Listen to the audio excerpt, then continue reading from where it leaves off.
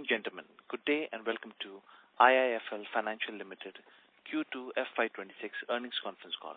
As a reminder, all participant lines will be in the listen-only mode, and there will be an opportunity for you to ask questions after the presentation concludes. Should you need assistance during the conference call, please signal an operator by pressing star then 0 on your touchtone phone. Please note that this conference is being recorded. I now hand the conference over to Mr. Nirmal Jain, MD, IIFL Financial Limited. Thank you, and over to you, Mr. Jain. Hi, this is Kapish Jain. I'm the Group CFO at IIFL Finance. Ladies and gentlemen, thank you very much for joining this call. This is about the Q2 results for fiscal FY 2026. On the call, I am joined by Mr. Nirmal Jain, our founder and promoter and MD for the group and the company. I'm very happy to also introduce Mr. Girish Kousgi, who joins us as the MD and CEO for IIFL Housing Finance. We also have Venkatesh on the call. Venkatesh, as you know, is our CEO for the Samasta Microfinance Company. So on this call, we will talk to you about our results for Q2. And before I talk into details on the number, I hand over to Nirmal to just give you a quick update on our business progress and the strategies for the fiscal. Thanks, Kapil. Good afternoon, everyone, and thank you for joining us. Maybe I'll just share my thoughts about the global macro and our company strategy. So globally, growth remains uneven amid inflation and geopolitical tension, but India continues to stand out with strong domestic demand and disciplined policy. The RBI has maintained stability with manageable inflation and improved liquidity, while the government's focus on MSME, housing, and digital infrastructure continues to create opportunities for formal lenders like us. Against this backdrop, Q2 was a quarter of renewed momentum for IIFL Finance. Our gold loan business has fully normalized post-embargo and reached a record AUM in the last quarter. The MSME focus continues to be on secured portfolio now, and which is scaling up well with AI-driven underwriting and strong co-lending partnerships. In housing finance, our growth was cautious given leadership changes and a sharper focus on collection, particularly in micro-LAP portfolio. And we are delighted to welcome Mr. Girish Kousgi as the new CEO of IIFL Home Finance. His vast experience in housing finance and retail lending brings renewed leadership energy and strategic direction at an important stage of our growth journey in the housing finance company. About guidance for loan losses and provisions, we expect lower loan losses and provision in the second half.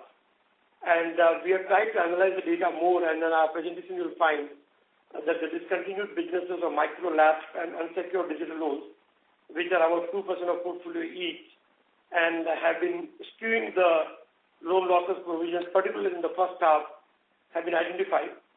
They are now contained. Both these products have been discontinued. And we expect in housing, in our home loan and gold loan, LLP to continue at 1.3 and 0.4%, and about 2.5% in our continuing secured LAP and unsecured business loan, which is in line with the trend in the last few quarters. Whereas in the discontinued businesses, and also in MFI, in the second half it will be about 8%. On a weighted average basis, we may have second half loan losses provision around 2.2 to 2.4, and that coupled with 3.5% in the first half will give us full year loan losses provisions that what we expect to be between 2.8 to 3%. In the second half, we expect disbursement movement to gather pace, particularly in home loan and LAP, and I think gold loan will continue to grow strongly. Our balance sheet remains strong. On a consolidated basis, our computed capital adequacy is 28.2%. Liquidity for the group was above 8,000 crores.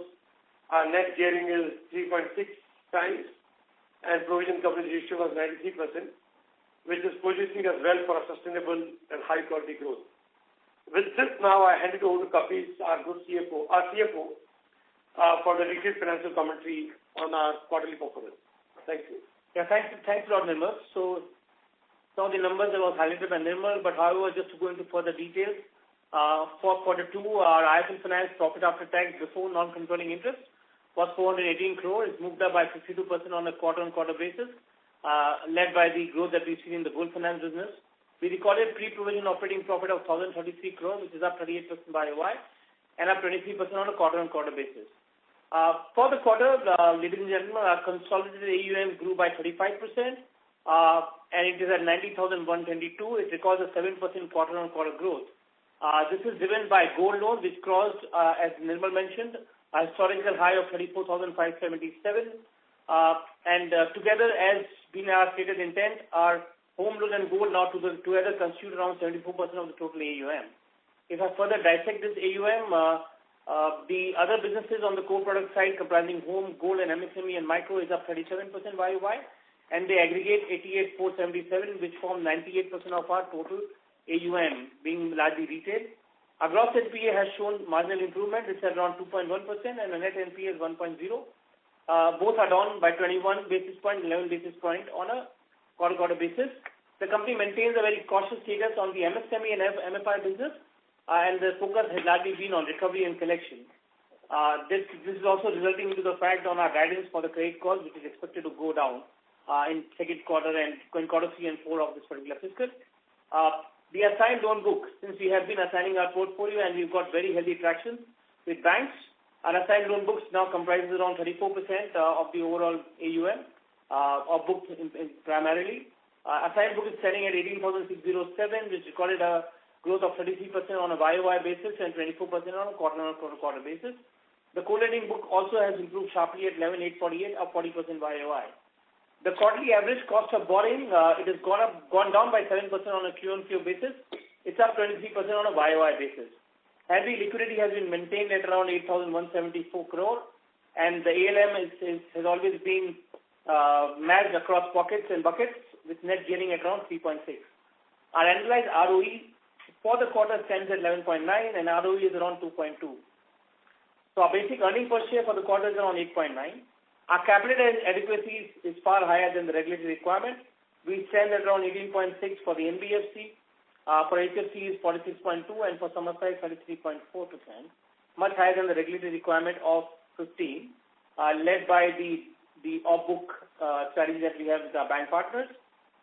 Key highlight for this quarter is, as I have already mentioned, that Mr. Girish Kousgi has joined us as MD and CEO in the housing finance company, and we also have a good news that we got a rating outlook change from Fitch for our international rating from stable to positive. With this, I come to the end of my submission and would open the floor for question and answer. Thank you. We will now begin the question and answer session. Anyone who wishes to ask a question may press star and 1 on your touchtone telephone. If you wish to remove yourself from the question queue, you may press star and 2. Participants are requested to use handsets while asking a question. Ladies and gentlemen, we will wait for a moment while the question queue assembles. The first question comes from the line of Subhranshu Mishra with Phillip Capital. Please go ahead. Hi, thank you for the opportunity. Three questions. The first part is on gold loans. Congratulations on that strong growth. How do we look at the gold loan momentum going forward? If one can give a YOY or a QOQ guidance, for the next 3 to 4 quarters. First. Second is in terms of home loans, especially the affordable home loans. What kind of growth are we baking in for the next 2 odd years? And which all geographies will drive this particular growth? The third is on IIFL Samasta. Bihar is ballpark around 22% of the portfolio. What would be the IIFL Samasta plus 4 lenders as a proportion there? And what kind of PAR 0 numbers are we seeing in the Bihar portfolio? Thanks. No, sorry. Can you repeat the last part of it, 22%? So Bihar is 22%. Oh, yeah, 300. Okay. Book. So what is the IIFL plus 4 lenders in Bihar? And what is the PAR 0 numbers in Bihar in IIFL Samasta's book? Thanks. Thank you, Subhranshu. So in gold loan, momentum is very strong. It's very difficult to give any guidance in terms of percentage growth because what we have seen in the first half that growth has been significantly higher than probably what we expected. And it's also a function of gold prices. So at this point in time, I think I probably will refrain from giving any guidance.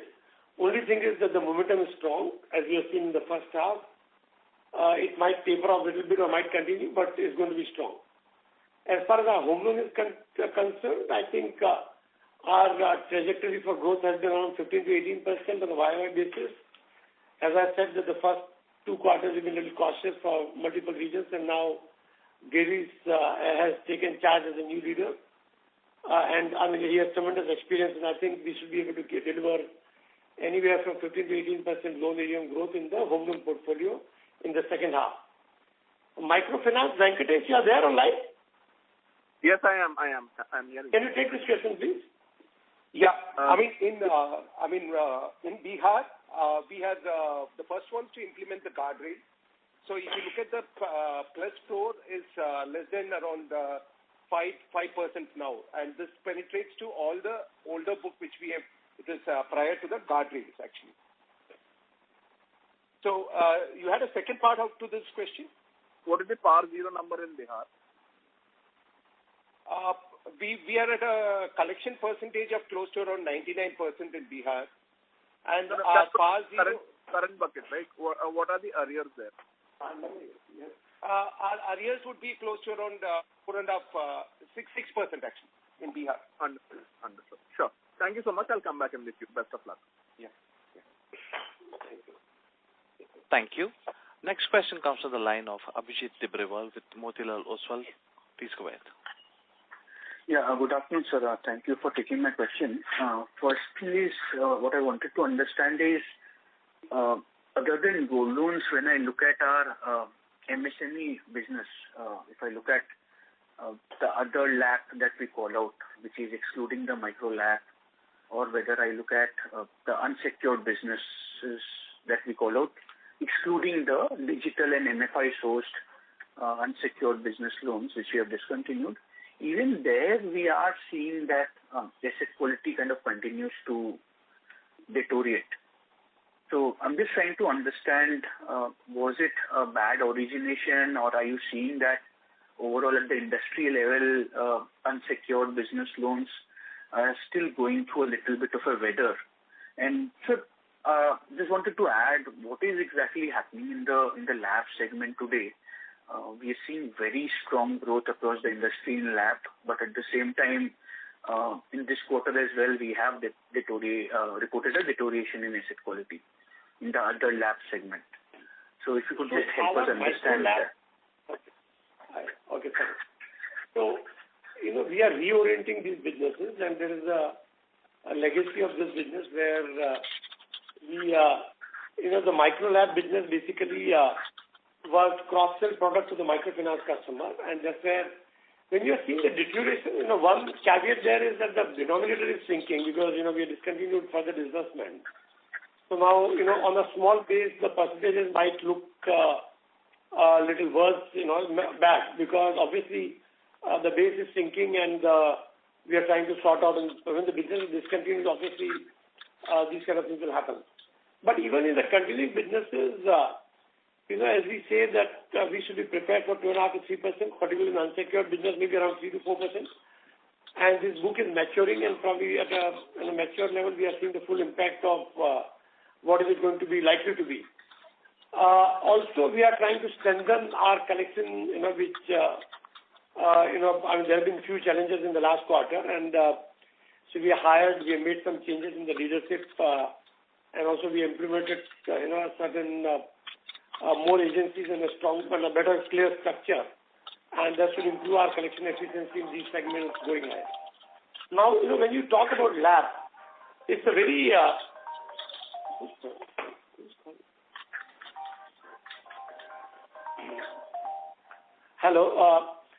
it's a very heterogeneous product. Okay. From a 50,000 rupees to 50 crore rupees can be LAP, and the yield also varies, and also the demographics and the customer segment can vary. Historically, we were doing this business, as I said, as a cross-sell product. And in case of microfinance, what used to happen is that if the customer has done 2 cycles well as a group, then individually, probably we'll try to give them unsecured or LAP product. Unfortunately, these guardrails hit actually the larger customers more. The new guardrails which came, by last year, in fact, year before, July 23, right? Okay. Now, but I think that impact is taken, and going forward, things will get better. Got it, sir. Sir, just a related question. Have we done any ARC transactions in this quarter? If not, any plans of doing ARC transactions, particularly in these 2 segments where NPAs are elevated in the second half? In digital segment, we are not done, but in home loan, we have done a small ARC transaction. And in digital segment, we'll see how much we can see in these small loans, our collection has to be done by us only. So, we have really valued whether ARC transaction makes sense. But, the next quarter probably we'll look at some ARC transactions, which, we'll let you know after the quarter. Got it, sir. And sir, was there any one-off in your operating expenses in the standalone entity this time around? Or is it more in the nature of a strong gold loan growth leading to higher incentives? Yeah. So in gold loan, actually, the competition has become intense, and I think quite a few players have got in, and they've obviously tried to poach people from established players like us. So there has been a bonus incentive, and actually many of our gold loan employees who have been loyal long-term employees, last year they suffered because last year with the RBI embargo, the business did not do well, and the incentives and bonuses were lesser. So we have given salary increment and bonuses in the last quarter, primarily to gold loan employees. Got it, sir. And so then the last question that I had is, this quarter, again, I'm not comparing YOY, but Q2, we have seen some slowdown in co-lending. Was it to do with these co-lending guidelines that come out and things are being reworked? Is that the case? So actually, there are new co-lending guidelines, CLM1, and industry is also seeking some more clarification from the banks about the weighted average rate, how will it work. And people are also, there are many banks actually, they are just putting their systems and technology in place.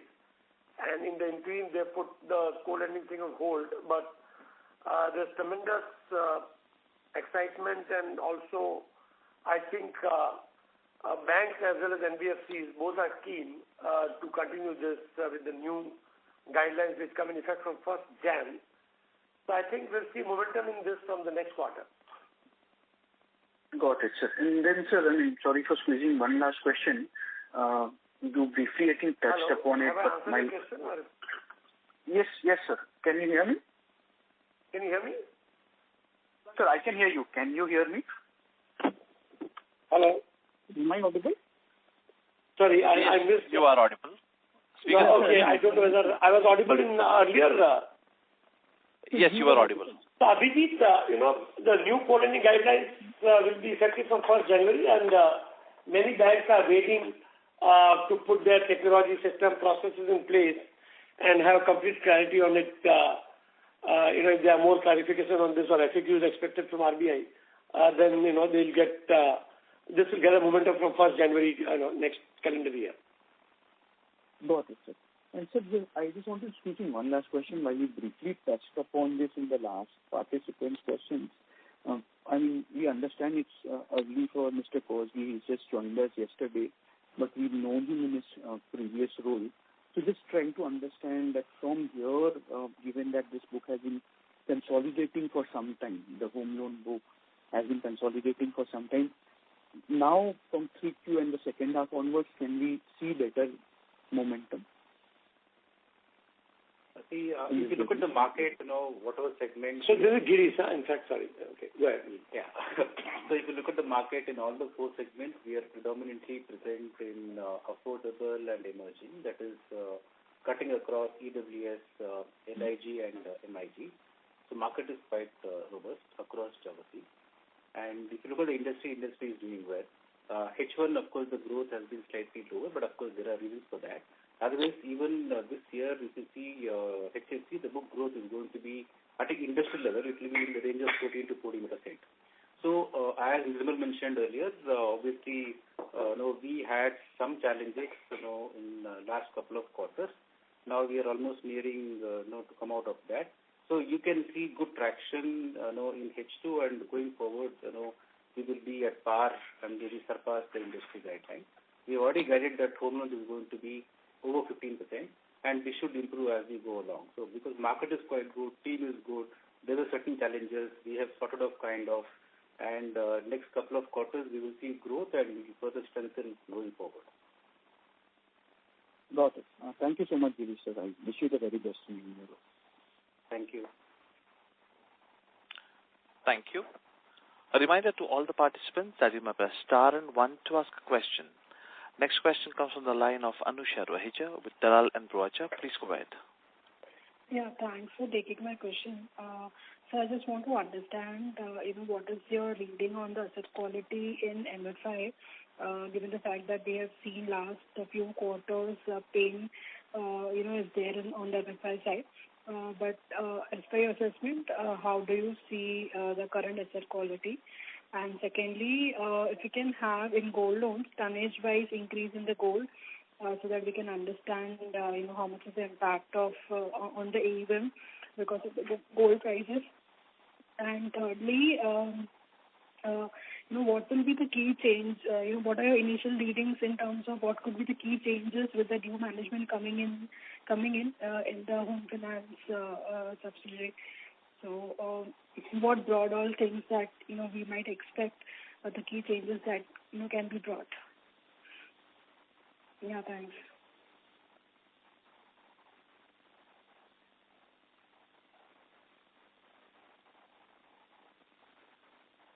Yeah.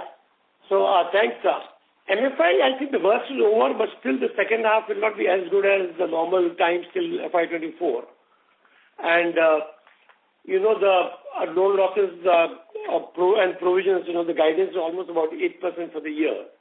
So second half will be a little better than first half, but still not to the the normal times before these guardrails were introduced until FY24. These three lender guidelines, maybe Venkatesh can add in case there's something more they have been implemented.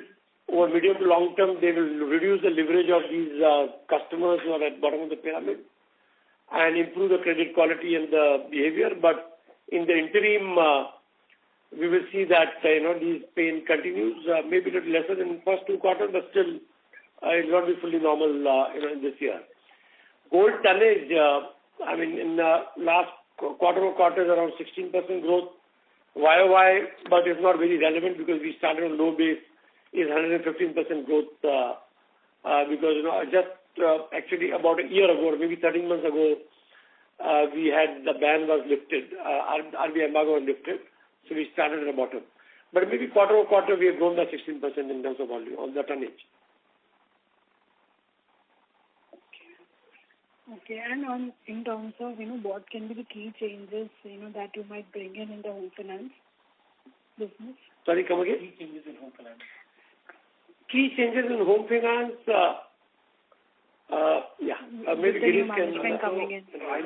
I know it's too early, just one day, but I think given the experience in this space and having worked for many institutions in this space, not too many changes. I think a little bit of rigor on business, little bit of rigor in collection, improving collection efficiency, and a bit of tweak in policy. Because if you look at the overall challenge, what we had, it was largely to do with the team and the efficiency both on business and collection side. I think that we will correct it in next couple of months.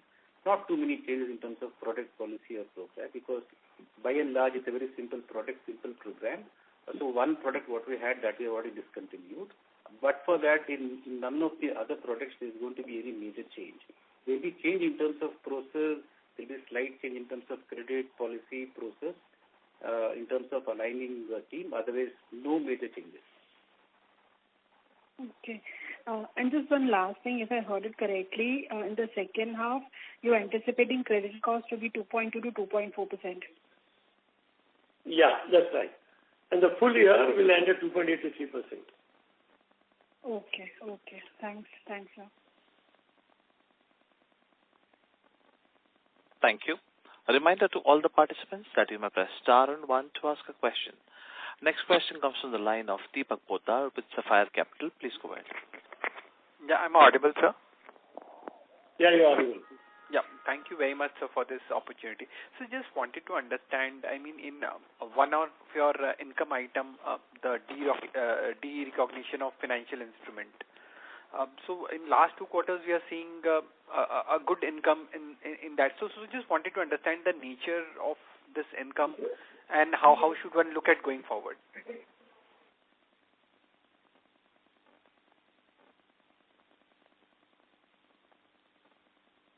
So you're talking about interest strip income, right? So hello? Yes, so I'm talking about the derecognition of financial instrument, the net gain from that. So this was around 350 crores this quarter, and last quarter it was about 230 crores. Yeah. So, this is as I mentioned earlier in the call, given our strong partnership that we have with bankers, we have been successfully selling our assets to bankers on a seasonal portfolio basis on the direct settlement side. So this is, with the increasing share of that portfolio, there have been income that is coming into the portfolio, one on a pay of the annuity basis where we earn and we get it into the P&L. And second is, since the accounting requires you to upfront some of the income, the VA transactions have almost doubled from what it was in Q1, and that is causing the upfronting of this income which is coming into the P&L. So that's one element which is coming on this particular P&L from an overall aggregate perspective. See, this is a technical terminology for Ind AS.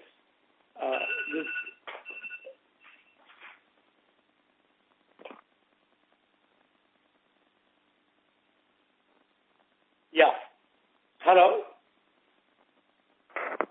Hello, can you hear me? Yes, I can hear you.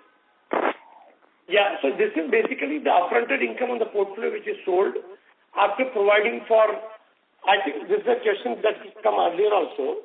So when there's a true sale along with the risk, then the NPV, which is the probable gain, net of expenses to service the loan, is taken as upfronted income. Correct. I got it. So now this portfolio is already, I mean, the securitization percentage of total your loan book is already at 30-35%, right? So how should one look at this income? I mean, in terms of trend or trajectory, I mean, this 232 or 354 crores, is that a sustainable income or you expect it to? Yeah, so normally, see what happens typically we'll have 40 to 45% as our off-book loan assets. So this should be sustainable, and this has been there, for last several quarters actually. Okay. And what is your target to reach this securitization book, off-book? You know what happens in this? That on one hand, you upfront the new securitization, but by the same logic, whatever you had done earlier, that income will not accrue because that you already taken. So when the actual interest income comes, you have to reduce the upfronted portion and take the balance as income. You get what I'm saying?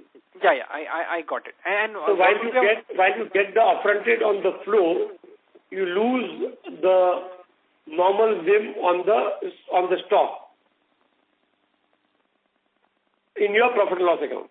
Understood. I got this. And what would be our target for off loan off book loan? I think normally our target is around 40% or so. Yeah, I think 33-34% right now. Yeah. So gold loan has grown very at a good speed in last 2 quarters. Normally a portfolio has to season for less than 2 years for 3 months and more than 2 years for 6 months before you can sell it down. And practically with the audit verification it might take some more time. The portfolio which has been disbursed in last quarter would not have been eligible for DA in the last quarter. So obviously over a period of time this will grow. Okay. I got it. That would be it from my side. All the way best. Thank you. Thank you. Thank you. A reminder to all the participants that you may press star and one to ask a question. Next question comes from the line of Shweta with Elara. Please go ahead. Thank you, sir, for the opportunity. So a couple of questions. So now that the consolidation has happened and we have discontinued certain portfolios like micro LAP and personal loans, how does the mix shape up now going forward, and what are our growth targets? So going forward, our focus will be on gold loan and mortgages can have two components. One is home loan and the other is LAP. So primarily these are the key growth areas. Other than that, unsecured business loan can be a product for cross-sell to our gold loan or home loan customers, but will be a very small component of the whole thing. MFI continues, and we really need to see how the industry evolves from here. In terms of growth target, again, as I said that this year, for instance, while home loan has been lower than our expectation, but gold loan has more than made up. But over a period of time, I think, 15 to 20% should be our loan growth target. And with operating leverage and, if we can improve the margin, then our profitability should improve at a slightly better rate. So on a steady state basis, if you take a medium-term perspective, I think this would be the target. Sure. And so just a follow-up question there. So now that we are targeting this 15-20% odd range and the growth is back in reckoning, so if I look at the standalone capital adequacy around 18.5 odd levels, and the scope and leeway that we have, even considering the gearing is around 3.6, then how do you marry this equation wherein are we seeing a capital raising and offering considering 20% growth targets? Thank you. So the growth, Shweta, will also be in the co-lending. So our internal accruals will meet the book that we grow, and at appropriate opportunity we can raise capital also. But the way the book is growing, along with the co-lending and bank partnership, it may not be a requirement for capital just to meet capital adequacy, but to be safe and to keep margin of safety at appropriate time we can raise capital. Sure, that answers my question. Thank you, sir. Thank you. Thank you. Next question comes from the line of Naveen with MLP. Please go ahead. Just wanted to get a sense on the ROA guidance for the full year. It's we stand at around 3%. ROA, you are saying? Yeah.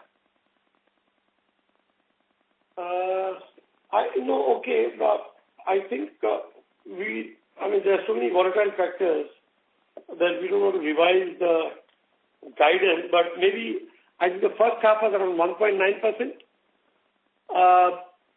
Then probably, for the year we should look at 2.5 now.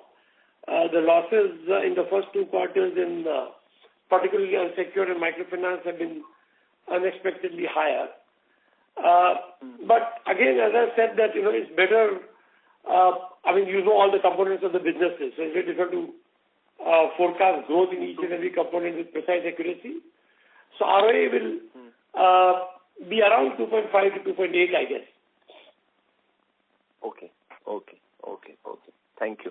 And the credit cost guidance, sorry if I've got it wrong earlier, but it remains the same, right? Earlier it was around 2.8 to 3, and it still remains. Yeah, so it remains the same for the full year. I think the previous person had asked the question. Yeah, it remains within 2.8 to 3.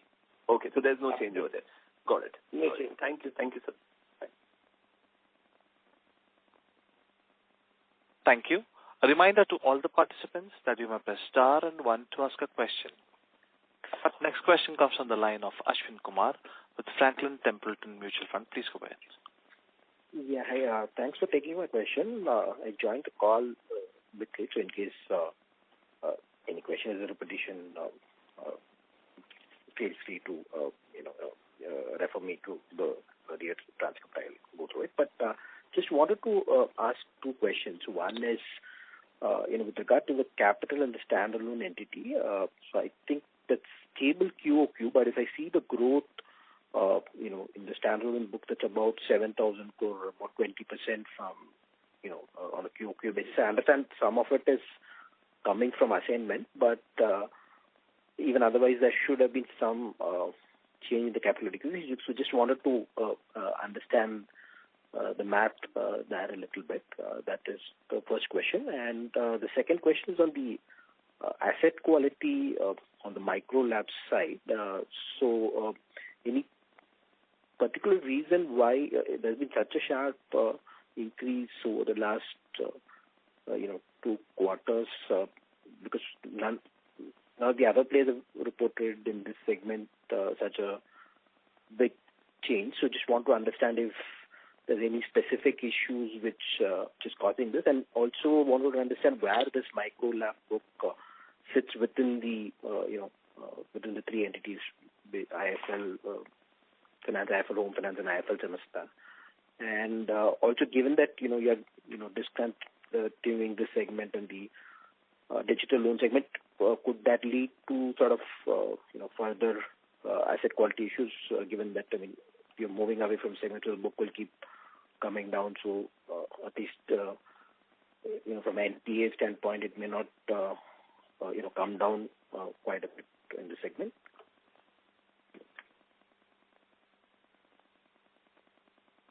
Yeah. So thanks, Asim. So on the capital adequacy, first question, standalone, the growth has been robust, and we are watching capital adequacy numbers very closely. As of now, obviously we would like it to be higher, around 20%, but in a longer term perspective, and there are a few quarters where you can have slightly lower than what your target level is, but well above the regulatory requirement. So as I said, that we are watching it. Let's see how the growth and co-lending as well as the off-book components grow. And we'll obviously take it up in the board meeting at appropriate time, what is required to be done. But I can assure you that we are watching it very closely on capital adequacy of each and every company separately as well as together. Now coming to micro lab and why the losses are higher. So one is this, as I think we explained this earlier.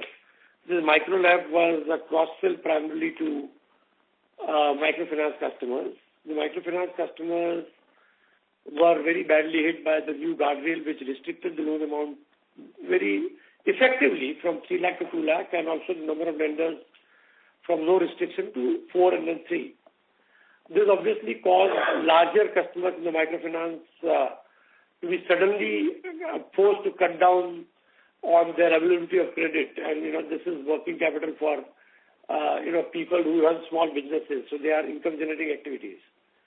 So that is where the micro lab has been impacted because of the cash flows of these borrowers.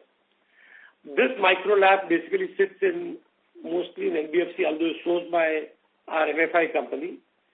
MFI earlier had a 75% threshold requirement, and when the cross-sell product was doing well, and also the parent company had a larger balance sheet, so we were booking this on the parent company.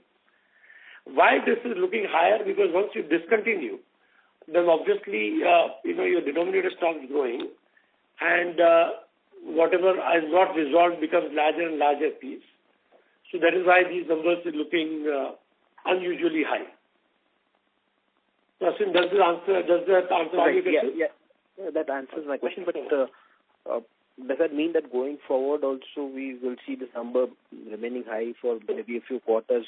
Because if I look at your stage 2 in the MSME secured segment, that is another 11%, and 1 to 30 is also another 6.5%. So I think what has happened is that this is only 2% of our total book now. Okay. And our focus is just on collection here.